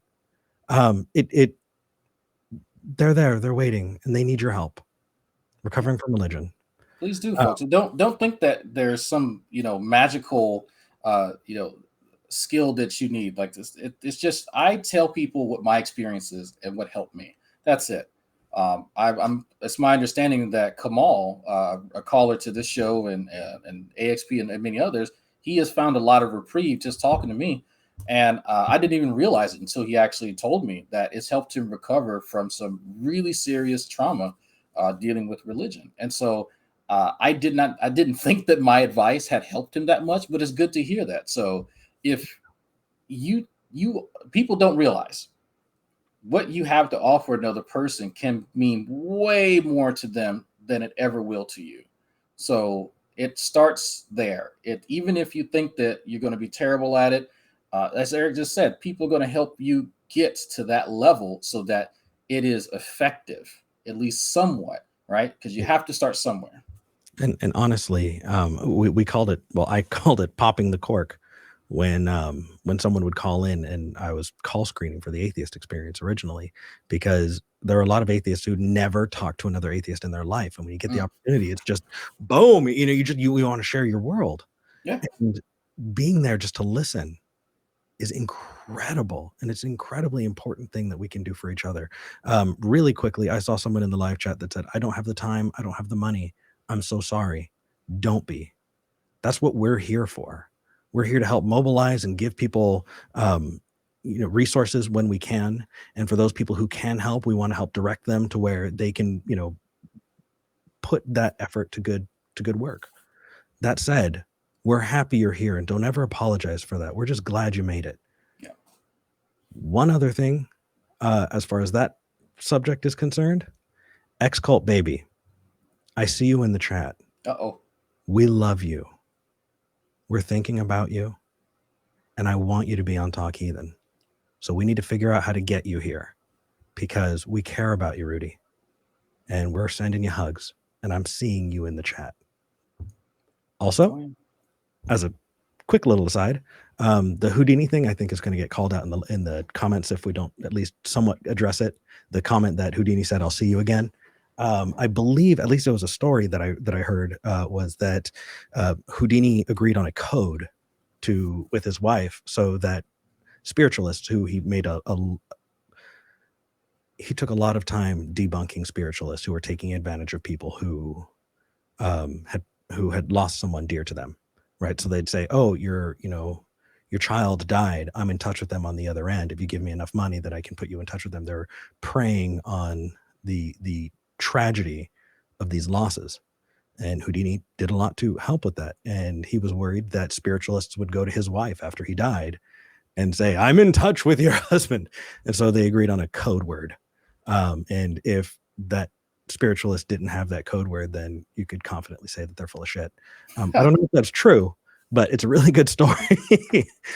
So I'm going to go with that, I think, until I'm corrected. All right. Moving on, we've got a little bit left. I want to make sure that we get through as many as we can. Jesse in New Jersey has been waiting this entire time. Jesse has a question for you, Drag. Uh-oh, here we go. Hello. Hey. How you doing? Hey.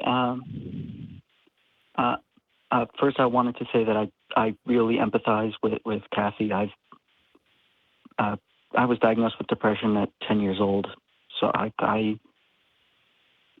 get at least a bit of where she's coming from there.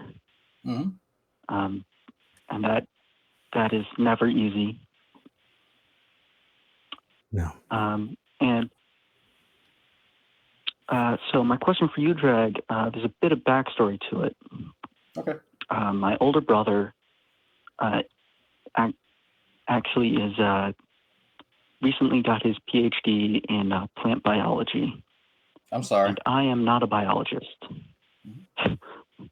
Did you not hear me? No, I heard you. I just said I'm sorry because plant biology and plant biochemistry is incredibly boring. But no, just go ahead.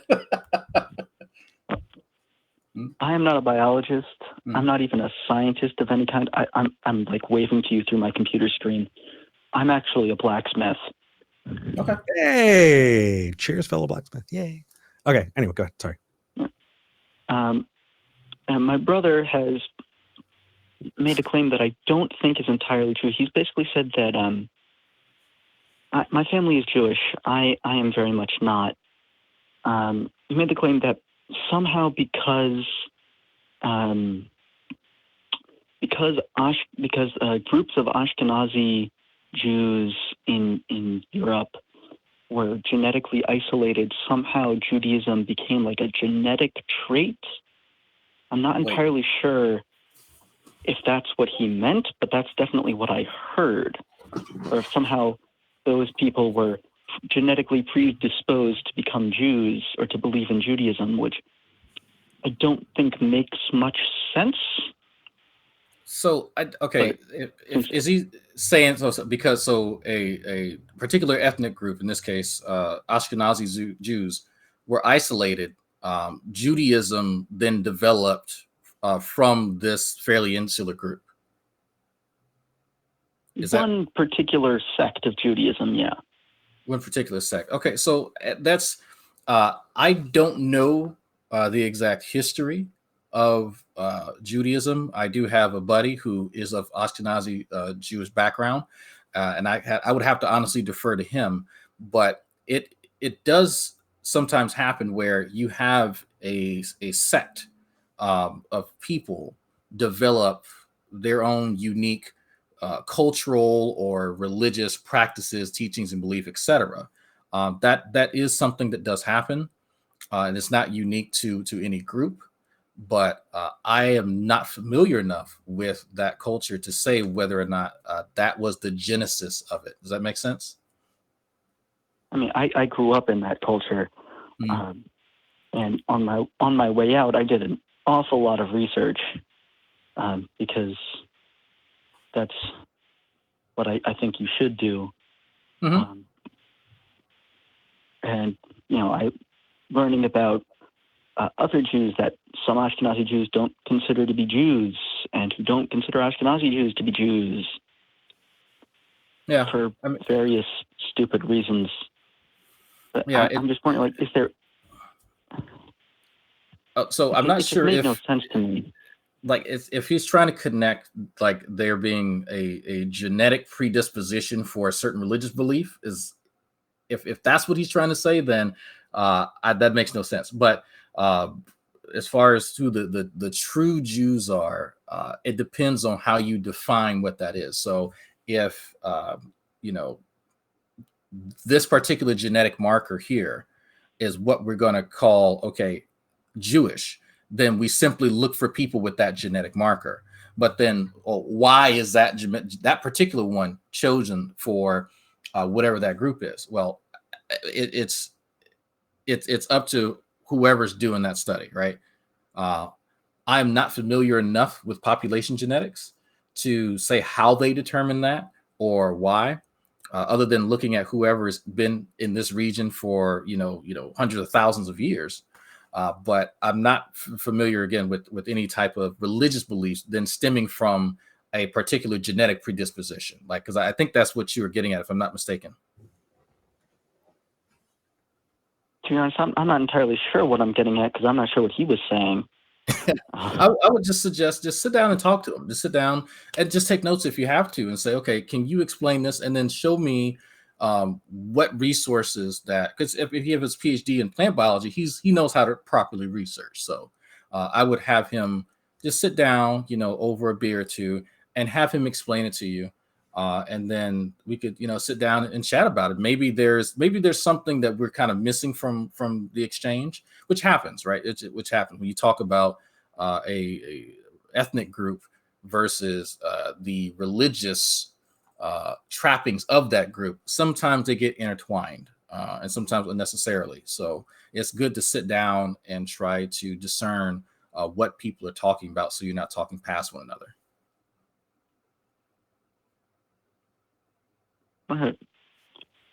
Cool. Yeah. Cool. Sorry, I don't have a whole lot to add. Drag, I'm glad you're here.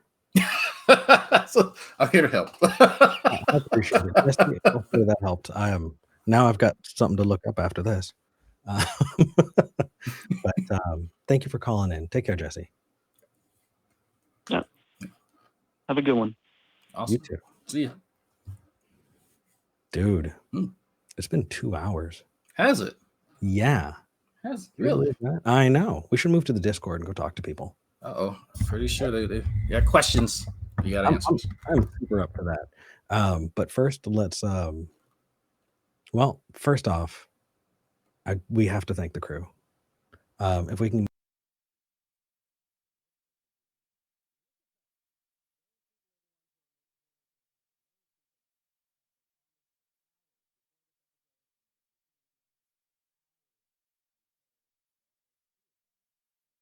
Upper right-hand corner was no. We're going back. Hold on. That person.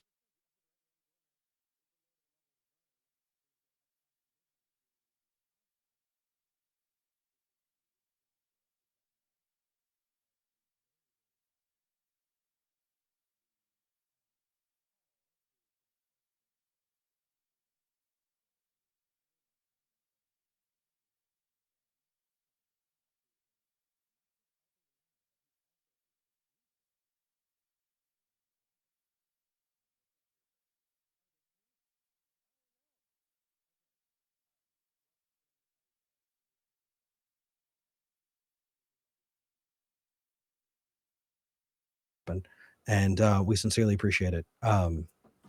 We got to fix that so they can hear us as well. Yes, those are the people that make the magic happen, folks. They are the ones. I'm just here saying words out of my mouth and doing things. That's it. They make this happen. I have no idea what they're doing. I sat in the off air while they were talking about it. I was like, nope, don't understand. Nope, I don't. Can we clip Drag saying, "I'm just here saying words out of my mouth"? Like, I need that. Vern gave me this beautiful, wonderful stream deck, and I've been messing with it. One of the things he did is he isolated the applause for Talk Heathen, so we just want to give a round of applause to our crew. Y'all are amazing, and that is authentic, actual Talk Heathen applause. That is not just canned laughter. Well, it's canned now, but you know what I mean. Anyway, it's real, folks. If you go to AXP, you go to that area, and you have a seat in that room, right? As somebody who's been there, I can tell you that applause is real, and it shakes the foundations. It is super, super cool. Drag, how can people find you, man? They can find me on the book face. You type in Dragnauct Sylvas. There's a page. I put up pictures. Sometimes I put up, when I'm going live, just in case YouTube is that crazy. But primarily, you can find me on YouTube. I don't do the tweeters too much. I just get on there to make fun of people. But YouTube, every other day, generally, I'll go live and I try to interact with people. I do also simulcast on Twitch. And you probably catch me in the next week or two playing Atlas and just kind of chatting with people. I do have a Discord. I give out invitations sparingly. But there's the link should be posted. Thank you, best name ever. That link is right there. You might want to hit the bell icon if you want to catch me live doing my thing. Drag, dude. Can I ever get you on to playing some World of Warcraft with me one of these days? Maybe. We'll see. We shall see. You play the issue, Eric, and I'm going to be honest with you, man. You play Alliance. Like I can't. Like it broke my heart, man. That's okay. We can figure out a game, definitely. I've been streaming on Twitch too, so definitely. Oh, and you mentioned Twitter, and I just want to make sure that I remember this. Atheist Punk is Real is somebody who has been donating in the live chat for weeks and weeks in a row, and messaged me and was like, "Hey, how come I never get mentioned?" Well, it's because we mention our people who are patrons on Patreon. But Atheist Punk is Real. We see you. We appreciate you. Thank you. Now here's the part where we end it out. Drag, you said you watched the show. Do you remember how we end the show? I don't remember at the moment. Not the moment. Not the moment. Shame. Anyway. Not the moment. So we start. Actually, we're throwing in something for now, and that is whether you believe or not. If you are out there putting yourself on the front lines, if you're out there helping make sure that there are food on the grocery store shelves, or if you're a medical worker and you're exposing yourself to so much, there's so much danger. I found out that I'm going to be an uncle. My little sister's pregnant. So I guess I can say Happy Mother's Day to you. Although she hasn't given birth yet. She's a nurse and she's putting herself at risk every day. It doesn't matter what you believe. Thank you. If you're out there, we appreciate it. You did your part. We're doing ours. Now the regular part is, if you don't believe, this is a community that you can be a part of. And we need to put the call out. We need your help. Definitely consider volunteering for the Hotline Project. Reach out. We need people, especially in times like these when a lot of people just need someone to talk to. We're building this community, and we're not just building it for you. You're building it with us. Let's do that. Let's do it well. Now, at this part, Drag, we say, but if you do believe, we don't hate you. We just think you're wrong. And we start by, we needed to throw up some love rings. Let me see if I can get those love rings up. And go. Yes. Okay, Drag, you ready? Right. Let's do it. All right. To those of you who do believe, we don't hate you. We just think you're wrong. See you next week.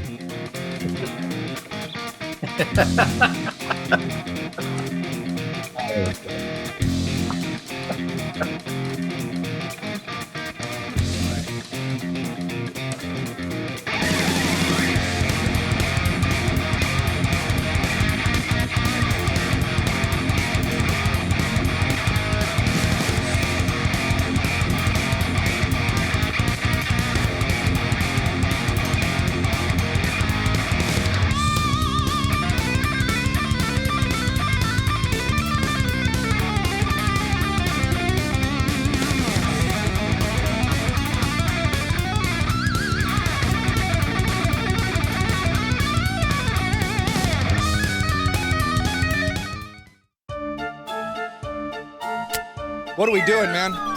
What are we doing? No, you're done.